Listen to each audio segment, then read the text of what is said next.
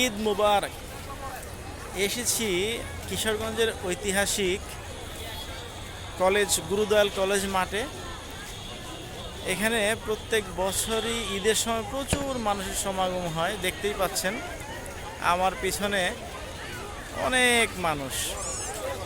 গুরুদয়াল মাঠের এই স্থাপনা ঈদের সৌন্দর্যটাকে অনেক বাড়িয়ে দিয়েছে।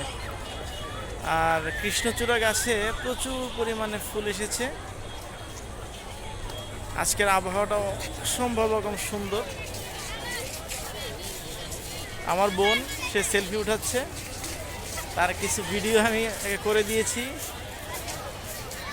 গাছের জন্য ওয়াচ টাওয়ারটা দেখা যাচ্ছে না, গুরুদয়াল মাঠের ওয়াচ টাওয়ার।